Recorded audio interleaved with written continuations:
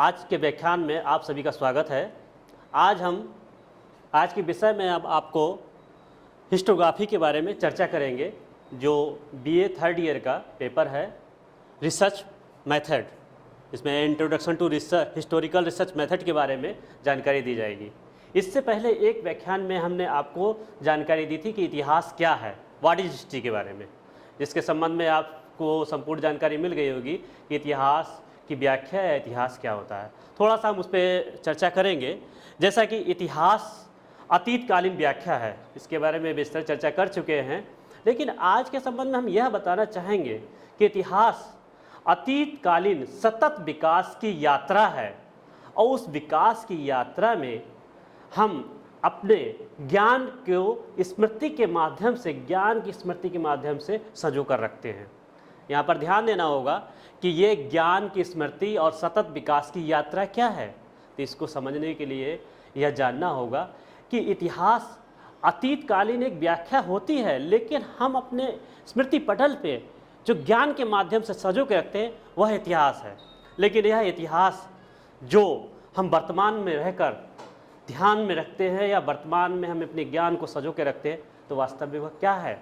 हम देखते हैं कि इतिहास स्वयं को एक विकास की यात्रा के रूप में दिखाई देता है, लेकिन कौन से इतिहास को हम पढ़ते हैं, किस इतिहास की हम जानकारी प्राप्त करते हैं, ये ध्यान रखना होगा। इसके संबंध में मैं चर्चा करना चाहूँगा। जैसे कि इतिहास कभी भी जब हम पढ़ते हैं या ध्यान देते हैं, या आपको इतिहास के बारे में जानकारी होगी कि यदि इतिहास में वह महत्वपूर्ण होता है जो किसी ऐतिहासिक घटना को बदल दे या परिवर्तित कर दे। सामान्य रूप से कह सकते हैं इतिहास में एक गति प्रदान कर दे। दूसरी तरह से हम देखेंगे, दूसरा इतिहास वह इतिहास होता है यदि सतत इतिहास को गति प्रदान करने के साथ साथ वह परिवर्तन कर दे, इतिहास को परिवर्तित कर दे। उस इतिहास के बारे में जानकारी हमें प्राप्त करना चाहिए। तीसरे तरह का इतिहास वह गति भी प्रदान करे, इतिहास को बदले भी, और इसके साथ साथ बिल्कुल उसके स्वरूप को ना बदलते हुए एक परिवर्तन का दौर दिखाई दे और इतिहास उसी काल में स्थिर रहे। जैसे कि सामान्य रूप से अगर हम देखते हैं सम्राट अशोक के बारे में, जो अशोक के शासन चल रहा है मौर्य युग में, और उस इतिहास में उसने गति तो प्रदान की, लेकिन इतिहास परिवर्तित नहीं किया। परिवर्तन भी थोड़ा दिखाई दे रहा है, लेकिन इतिहास उसी काल में दिखाई दे रहा है। तो हम देखते हैं कि सम्राट अशोक के शासन काल में जो इतिहास दिखाई दे रहा है, तो एक प्रकार से कलिंग युद्ध के पश्चात उसके शासन की परिवर्तनशीलता जो उस काल में दिखाई दे रही है, तो वो एक विकास के दौर में दिखाई दे रही है, लेकिन परिवर्तन उस काल में परिवर्तन नहीं हो रहा है, शासन सत्ता में परिवर्तन नहीं हो रहा है, लेकिन व्यक्ति के व्यक्तित्व और उसके कार्यों में परिवर्तन हो रहा है। तो इसके संबंध में जब इस तरह की चीज़ें दिखाई देती हैं या इतिहास में इस तरह के सिद्धांत दिखाई देते हैं, तो हम इसमें एक नए सिद्धांत की चर्चा करेंगे, जिसमें कार्य कारण संबंध के बारे में चर्चा होगी। कॉजेशन थ्योरी ऑफ हिस्ट्री, जैसे कार्य कारण संबंध के बारे में आज के लेक्चर में विस्तार पूर्वक चर्चा होगी। तो आज के व्याख्यान में हम कार्य कारण संबंध के बारे में जब चर्चा करते हैं, तो आपको दिखाई देगा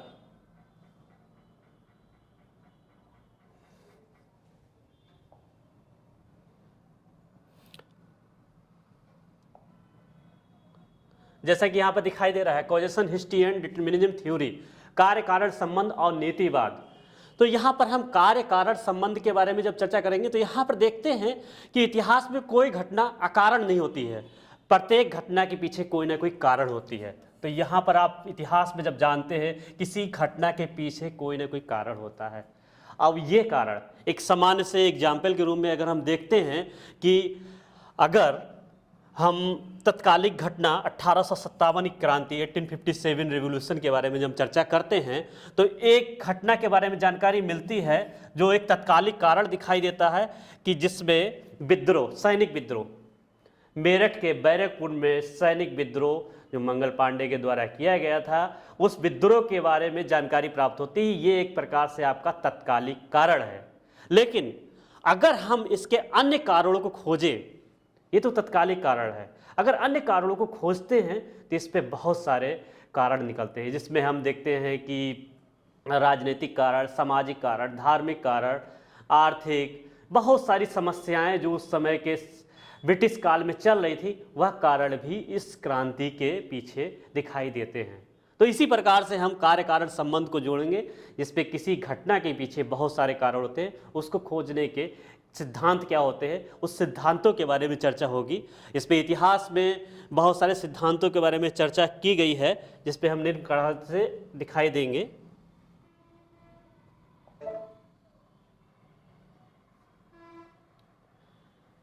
जैसे कि ईएचकार का मानना है कि अतीत की घटनाओं का क्रमबद्धता प्रदान करना,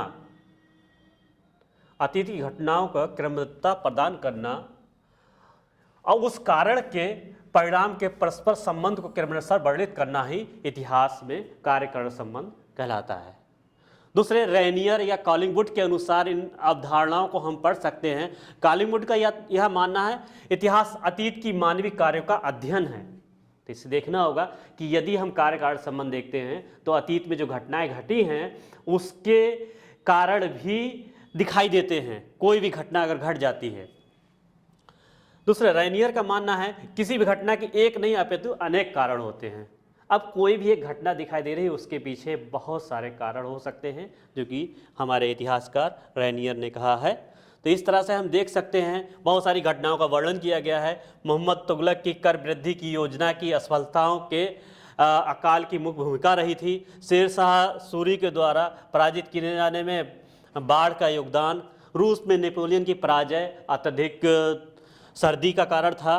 तो हम इस तरह से बहुत सारी घटनाओं को जोड़कर देखते हैं जिसके पीछे बहुत कारण होते हैं। हम इसके पीछे इतिहासकारों में जब हम इन कार्य कारण की चर्चा करते हैं तो इतिहासकारों के सिद्धांतों में मतभेद भी हैं और उन सिद्धांतों के बारे में विस्तृत चर्चा की जाएगी। और क्या उन सिद्धांतों के अनुसार मतभेद होने के पश्चात या निम्न अलग अलग सिद्धांतों के होने के पश्चात भी हमें इतिहास को किस प्रकार से खोजना चाहिए। और इसी में एक सिद्धांत और दिखाई देता है, डिटरमिनिज्म थ्योरी, कार्य कारक संबंध के साथ साथ नीतिवाद। हमने चर्चा किया था इससे पहले, जैसे कि यहाँ पर दिखाई दे रहा है कॉन्सेप्ट में नीतिवाद, डिटरमिनिज्म थ्योरी। नेक्स्ट, इसको हम जब देखते हैं कि इनके सिद्धांतों में किस प्रकार के सिद्धांत दिखाई देते हैं, तब यहाँ देखते हैं कि बहुत सारे सिद्धांत, हम अभी थ्योरियों की चर्चा की थी कि जिस पे दैविक सिद्धांत, बुद्धिवादी सिद्धांत, राष्ट्रीय सिद्धांत, वैज्ञानिक सिद्धांत, मानवभाव का सिद्धांत या बुद्धिवादी सिद्धांत, राष्ट्रीय चरित्र परिस्थितियों का सिद्धांत, विवेक का सिद्धांत। आज हम इस पे कार्य कारण संबंध पे अन्य अन्य सिद्धांतों की चर्चा करते हुए विस्तार से वर्णन करेंगे, जिस पे देखते हैं। पहले तो हम कहेंगे वास्तव में सिद्धांत या थ्योरी या कॉन्सेप्ट या किसी के इतिहास की जो मान्यताएं हैं उसका प्रयोग क्यों किया जाता है। सिद्धांतों का, जब कोई भी इतिहासकार, चाहे आप हुए या इतिहास का स्टूडेंट या इतिहासकार, तो एक सिद्धांत को मानते हुए वह इतिहास की व्याख्या करता है। यदि संपूर्ण सिद्धांत को मानते हुए इतिहास की व्याख्या करे और सही निष्कर्ष पहुंचे तो इतिहास की सही व्याख्या की जा सकती है। या हम एक सिद्धांत के अनुसार इतिहास की व्याख्या को लेते हुए भी हम उस सिद्धांत के अनुसार इतिहास का सही वर्णन कर सकते हैं।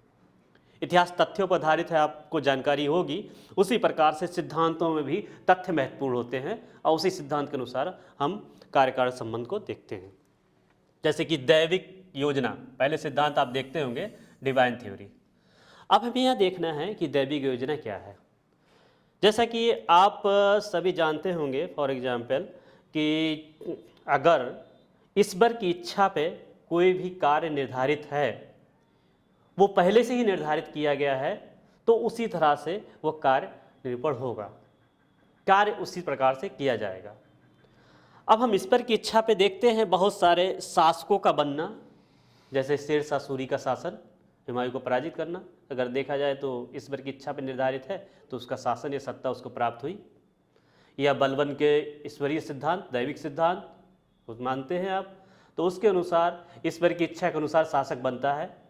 तो इस तरह के सिद्धांत मानने वाले और इतिहासकार के विचारों को मानने वाले यह कहते हैं कि कार्यकाल संबंध में दैविक सिद्धांत बहुत ही महत्वपूर्ण है। किसी भी कार्य के पीछे, किसी भी घटना के पीछे वो ईश्वरीय सिद्धांत को लागू करते हैं और इसके अनुसार कहते हैं यह ईश्वर की इच्छा पर निर्धारित है, इस पे आप कितना भी परिवर्तन कर लें या कुछ भी कार्य कर लें वो परिवर्तित नहीं हो सकता, क्योंकि ईश्वर ने पहले से ही निर्धारित कर दिया है। रोम की सत्ता और यूनान की सत्ता या भारतीय इतिहास, अतीतकालीन इतिहास, अन्य व्याख्याएं ईश्वरीय इच्छा पर या ईश्वरीय सत्ता पर निर्धारित की जाती हैं, या इस तरह से थ्योरी को मानने वाले कहीं ना कहीं ईश्वर की सत्ता के बारे में ही चर्चा करते हैं, और ये डिवाइन थ्योरी या दैवी योजना के अनुसार इस सिद्धांत को मानते हैं। दूसरे सिद्धांत के अनुसार हम बुद्धिवादी सिद्धांत को इंटेलेक्चुअल थ्योरी के अनुसार हम देखते हैं। बुद्धिवादी सिद्धांत क्या है, जैसे कि यहाँ पे देख रहे हैं बुद्धिवादी सिद्धांत, इंटेलेक्चुअल थ्योरी। अब अभी हमने कहा था कि ईश्वरीय सिद्धांत को मानने वाले सिर्फ ईश्वर की इच्छा पर निर्धारित कार्य कारण संबंध को देखते हैं। दूसरे सिद्धांत को मानने वाले इंटेलेक्चुअल थ्योरी या बुद्धिवादी सिद्धांत को मानने वाले इस विचारधारा को मानते हुए कहीं ना कहीं अपनी बुद्धि और विवेक का प्रयोग करते हैं। उस घटना के पीछे वो ईश्वरीय सिद्धांत को नहीं मानते हैं, बल्कि अपनी बुद्धि और विवेक का प्रयोग करते हैं, यह बताने की कोशिश करते हैं, यह बताते हैं कि यह घटना किसी न किसी कारण से हुई है, और इसकी घटना के पीछे, इस कारण के पीछे बहुत सारे रहस्य छुपे हो सकते हैं, और उसको खोजना एक इतिहासकार का उत्तरदायित्व है। तीसरे सिद्धांत में नेशनलिस्ट थ्योरी या नेशनल थ्योरी, राष्ट्रवादी सिद्धांत, राष्ट्रीय सिद्धांत। अब इस घटना को मानने वाले या इस सिद्धांत को मानने वाले, हमने अभी बताया था कि सिद्धांत या एक ढांचा या एक विचार अपने विचार के अनुसार इतिहास का वर्णन करता है, तो हम सिद्धांत, राष्ट्रीय सिद्धांत को मानने वाले अपनी राष्ट्रीय विचारधारा को मानते हैं। कहते हैं कि इसके पीछे राष्ट्रीयता, नेशनल की जो भावना है, इमोशंस हैं, वो महत्वपूर्ण होते हैं, नेशंस की इमोशंस। तो इसको मानने वाले कहते हैं कि यदि किसी भी देश में या किसी शासक को या सत्ता परिवर्तन में या इतिहास में कोई घटना घटती है, तो उसके लिए राष्ट्रीय प्रेरणा या राष्ट्रीय मूल्य महत्वपूर्ण होते हैं, और इस राष्ट्रीय मूल्य से इतिहास परिवर्तित हो जाता है, क्योंकि जब तक नेशंस की थ्योरी नहीं होगी, देश में देश हित की भावना नहीं होगी, तब तक इतिहास में और सत्ता में परिवर्तन नहीं होगा। इसको इस प्रकार से बताते हैं कि भारत में अगर किसी प्रकार से राष्ट्रीयता की भावना या प्रवृत्ति प्रतीत होती है, तो वो एक प्रकार से नेशनल थ्योरी है। तो तीसरे सिद्धांत में है वैज्ञानिक सिद्धांत की चर्चा करते हैं, साइंटिफिक थ्योरी। अब हम देखते हैं कि ये वैज्ञानिक सिद्धांत क्या है। ये इतिहास में विज्ञान का प्रयोग करते हुए, वैज्ञानिकता का प्रयोग करते हैं, तथ्यों का सही ढंग से निरूपण करते हुए उस सिद्धांत को मानते हुए इतिहास की व्याख्या करते हैं। फॉर एग्जाम्पल, पिछले लेक्चर में हमने बताया भी था कि कोई भी घटना के पीछे कोई वैज्ञानिक तथ्य या हम वैज्ञानिक रूप से उस प्रयोगशाला में उसका अध्ययन करते हैं, वह इतिहास की व्याख्या कहलाती है। तो इस प्रकार से हम इतिहास का अध्ययन इस दृष्टिकोण में करते हैं। तो वैज्ञानिक सिद्धांत के अनुसार जैसे कि कार्बन डेटिंग हुई, इसके साथ साथ अन्य सिद्धांतों का प्रयोग करते हुए, प्रयोगशाला का प्रयोग करते हुए, उसके अनुसार हम इतिहास का अध्ययन करते हैं, पुरातत्व के माध्यम से या अन्य दृष्टिकोण से हम उसकी व्याख्या करते हैं किसी भी तथ्य के बारे में। तीसरे सिद्धांत में इमोशंस थ्योरी होती है, मानव भाव का सिद्धांत। अब ये मानव भाव का सिद्धांत क्या कहलाता है, इस पर अगर आपको देखना होगा तो कहीं ना कहीं इतिहास में ऐसी व्याख्याएं भी दिखाई देती हैं या ऐसा वर्णन मिलता है जिसे मानव सिद्धांत या मानव भाव भी प्रतीत होता है, जो इतिहास की धारा को परिवर्तित कर देता है। जैसे कि इतिहास में दो तरह के इतिहासकार हैं। एक सामान्य रूप से अगर हम यहाँ पर देखते हैं कि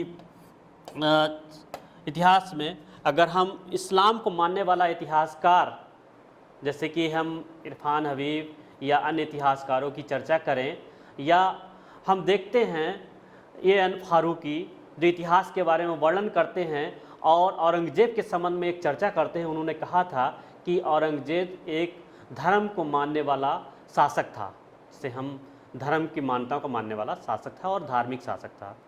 दूसरी घटना के बारे में हम अगर एन चौधरी की बात करते हैं, एस बी चौधरी की बात करते हैं, तो उन्होंने इस थ्योरी को मानते हुए ये कहा है कि इतिहास एक प्रकार से औरंगजेब की जो वर्णन करता है उसके चरित्र के बारे में, तो ये धर्मांध और कट्टर शासक के बारे में चर्चा करते हैं। तो यहाँ पर हम दो इतिहासकारों के बारे में जब चर्चा कर रहे थे, एन फारूकी और एस बी चौधरी के बारे में, तो उन्होंने इनकी व्याख्याएं बिल्कुल अलग अलग प्रकार से दी हैं एक इतिहासकार की घटना में औरंगजेब के चरित्र के बारे में। तो यहाँ पर कहीं ना कहीं इमोशंस या मानव भाव का सिद्धांत भी इतिहास में दिखाई देता है। इस सिद्धांत को मानने वाले अपने अनुरूप ही इतिहास की व्याख्या कर देते हैं और इस तरह से इनकी व्याख्या दिखाई देती है। मार्क्सवादी सिद्धांत, जो आपने देखा होगा, आर्थिक द्वंद्ववाद के बारे में जब चर्चा करते हैं तो वो मार्क्सवादी सिद्धांत में आर्थिक द्वंद्ववाद दिखाई देता है। अगर हम डी कौशाम्बी, रोमिला थापर और मार्क्सवादी इतिहासकारों के बारे में चर्चा करते हैं, इतिहास लेखन में जो प्राचीन भारत का इतिहास लिखा है, तो उन्होंने आर्थिक द्वंद्ववाद की प्रक्रिया की व्याख्या के बारे में वर्णन किया है कि इतिहास में जितना भी परिवर्तन हुआ है, पूंजीवादी सत्ता या इतिहास में कोई भी, तो वो कहीं ना कहीं इतिहास के आर्थिक द्वंद्ववाद की प्रक्रिया से प्रारंभ होता है। तो मार्क्सवादी सिद्धांत ये बताता है द्वंद्ववाद की प्रक्रिया चलती रहती है, चाहे वो आदि काल से हो, आदि मानव काल से हो, या हम कह सकते हैं सामंतवाद की प्रक्रिया प्रारंभ हो रही है या पूंजीवाद का प्रारंभ हो रहा है, तो वह मार्क्स सिद्धांत के अनुसार उसका वर्णन किया जाना चाहिए। हिस्टोरिकल स्कूल, ऐतिहासिक स्कूल, जिसमें हम कैम्ब्रिज स्कूल की भी चर्चा करेंगे और इलाहाबाद स्कूल, या हम कह सकते हैं काशी हिंदू विश्वविद्यालय स्कूल, या बहुत सारे ऐसे स्कूलों के बारे में चर्चा मिलती है जिनकी एक विचारधाराएं होती हैं और इन विचारधाराओं के माध्यम से अपने इतिहास का लेखन का वर्णन करते हैं। तो एक प्रकार से हिस्टोरिकल स्कूल के बारे में भी चर्चा मिलती है जो कैम्ब्रिज विचारधारा के, कैम्ब्रिज के अकॉर्डिंग इतिहास लेखन करते हैं। इलाहाबाद विश्वविद्यालय की विचारधारा के अनुसार इतिहास लेखन का वर्णन करते हैं। इसी तरह से अन्य स्कूल के बारे में चर्चा होती है। ये एक प्रकार से सिद्धांत है। बुद्धिवादी सिद्धांत, जिसमें हम कह सकते हैं इंटेलेक्चुअल स्कूल, यहाँ पर हमने चर्चा की थी एक प्रकार से इंटेलेक्चुअल थ्योरी और इंटेलेक्चुअल स्कूल। एक प्रकार से हम यहाँ कह सकते हैं बुद्धिवादी सिद्धांत को मानने वाले, अगर हम बुद्धिवादी सिद्धांत के अनुसार चलते हैं इंटेलेक्चुअल थ्योरी और उसको इंटेलेक्चुअल स्कूल के अनुसार चर्चा करेंगे, तो एक ऐसे स्थान के बारे में चर्चा करेंगे जहाँ डिबेट करते हैं। इंटेलेक्चुअल पर्सन, जो बौद्धिक वर्ग आता है, उन्होंने एक स्थान पर इतिहास के बारे में या किसी एक घटना के बारे में डिबेट प्रारंभ किया और उस डिबेट के माध्यम से जो सही निष्कर्ष निकलता है उसके अनुसार इतिहास का वर्णन करने वाले व्यक्तियों को इंटेलेक्चुअल स्कूल या बुद्धिवादी स्कूल के अनुसार परिभाषित करते हैं। राष्ट्रीय चरित्र का सिद्धांत, नेशनल कैरेक्टर, समान से घटना के बारे में हम चर्चा करेंगे कि राष्ट्रवादी सिद्धांत को आपने पढ़ा, समझा कि राष्ट्रवादी सिद्धांत क्या है, उसी के अनुसार नेशनल कैरेक्टर्स के बारे में चर्चा होगी। जैसे कि कह सकता है किसी व्यक्ति में नेशंस की भावना होगी, राष्ट्रीयता की भावना होगी, तो वह इतिहास को राष्ट्र के प्रति ही कार्य करेगा। जैसे कि चंद्रशेखर आज़ाद, भगत सिंह और हमारे राष्ट्रीय चरित्र के व्यक्ति पंडित जवाहरलाल नेहरू या महात्मा गांधी या अन्य राष्ट्रीय चरित्र के व्यक्तियों के बारे में हम चर्चा करेंगे, तो वहाँ पर उनके नेशंस की भावना, राष्ट्रीयता की भावना से प्रेरणा मिलती है और उसके प्रति वो कार्य करते हुए ब्रिटिश सत्ता के खिलाफ आंदोलन करते हैं। और इस प्रकार के आंदोलन की जो व्याख्या मिलती है वह एक राष्ट्रीय चरित्र की व्याख्या के अनुसार इतिहास लेखन के व्यक्तियों के द्वारा, इतिहासकार के द्वारा व्याख्या की जाती है, तो वह राष्ट्रीय चरित्र का सिद्धांत कहलाता है। यहाँ पर दिखाई दे रहा है परिस्थितियों के सिद्धांत। यहाँ पर देखते हैं थ्योरी ऑफ सर्कमस्टेंसेस, परिस्थितियों के सिद्धांत। कभी कभी इतिहास में परिस्थितियाँ बहुत ही निर्धारित करती हैं कार्य के पीछे कारणों का सिद्धांत के रूप में। हम देखते हैं व्यक्ति कोई कार्य करना चाहता है लेकिन परिस्थितियाँ ऐसी बनती हैं कि इतिहास की धारा परिवर्तित हो जाती है, चाहे वह राष्ट्र के प्रति हो या देश के प्रति हो या हित के प्रति। तो कहीं ना कहीं परिस्थितियाँ उसका बदलाव करती हैं। जैसे कि भारत विभाजन की समस्या, परिस्थितियों के अनुसार भारत विभाजन किया गया और भारत और पाकिस्तान जैसे दो राष्ट्रों की संकल्पना जो पहले दिखाई दे रही थी वो मूर्त रूप में बन गई। तो वो परिस्थिति के अनुरूप निर्धारित होती है कि परिस्थितियों के सिद्धांत क्या कहलाता है। नेक्स्ट है विवेक का सिद्धांत, रेशनलिस्ट थ्योरी। यहाँ पर बुद्धि का प्रयोग, विवेक का प्रयोग करते हुए इतिहास का वर्णन मिलता है और यह विवेक का सिद्धांत कहलाता है। जैसे कि हम इन सभी सिद्धांतों की चर्चा कर रहे हैं, लेकिन यदि हमें या इतिहासकार को लगता है कि इतिहास का वर्णन मार्क्स के सिद्धांत के अनुसार करना चाहिए या हमें राष्ट्रीय सिद्धांत के अनुसार करना चाहिए, बुद्धिवादी सिद्धांत के अनुसार करना चाहिए या किसी भी प्रकार से परिस्थितियों के अनुसार इतिहास का वर्णन करना चाहिए, तो विवेक और बुद्धि का प्रयोग करते हुए हम उस इतिहास का वर्णन उसी के अनुरूप करेंगे, या हम सभी सिद्धांतों का समावेश करते हुए इतिहास में जो निष्कर्ष निकलेगा तो उसका ही वर्णन हम करेंगे। तो ये हमारा विवेक का सिद्धांत कहलाता है। इस प्रकार से हमने चर्चा किया कि ये संपूर्ण सिद्धांत एक इतिहास की व्याख्या करते हैं। यदि हम इन सिद्धांतों के अनुसार इतिहास का वर्णन करेंगे संपूर्ण सिद्धांतों के अनुसार, तो वही हमारा इतिहास लेखन की व्याख्या कराएगा और कार्य कारण संबंध भी कराएगा। कार्य के पीछे कुछ कारण होते हैं और उन कारणों की व्याख्या यदि हम इन सिद्धांतों के अनुसार करें तो इतिहास का निष्कर्ष निकाला जा सकता है। लेकिन एक इतिहासकार को यहाँ ध्यान देना आवश्यक होगा कि इसमें से किस सिद्धांत का प्रयोग किया जाना चाहिए। यह वास्तव में निष्पक्ष दृष्टिकोण में इतिहास का वर्णन किया जाना चाहिए। इस पे किसी सिद्धांत के अनुरूप में या उस विचारधारा में बंध के नहीं रहना चाहिए, बल्कि इतिहास की व्याख्या सभी विचारधाराओं के अनुरूप वर्णन करते हुए और सही निष्कर्ष में पहुंचना आवश्यक होता है। एक घटना के पीछे बहुत सारे कारण हो सकते हैं, उन कारणों की व्याख्या के लिए हम इन सिद्धांतों का प्रयोग कर सकते हैं। एक चर्चा और करेंगे इस पे, नीतिवाद। इतिहास में नीतिवाद, थ्योरी डिटरमिनेशन ऑफ हिस्ट्री। यचकार ने कहा है मानवीय कार्य नीति के अधीन और कुछ स्वतंत्र रूप से होते हैं। नीति के अधीन निर्धारित होते हैं और कुछ स्वतंत्र होते हैं।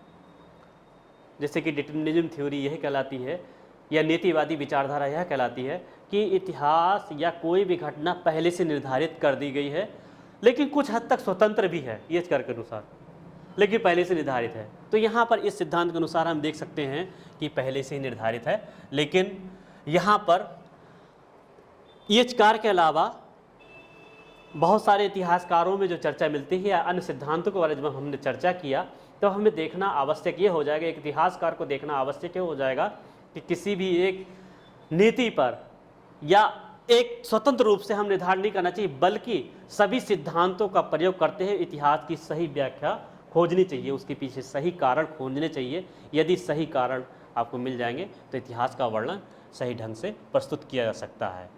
ये आपके इतिहास के कार्य कारण सिद्धांत की थ्योरी के बारे में चर्चा हुई थी, और अन्य व्याख्यान में हम आपके चर्चा करेंगे।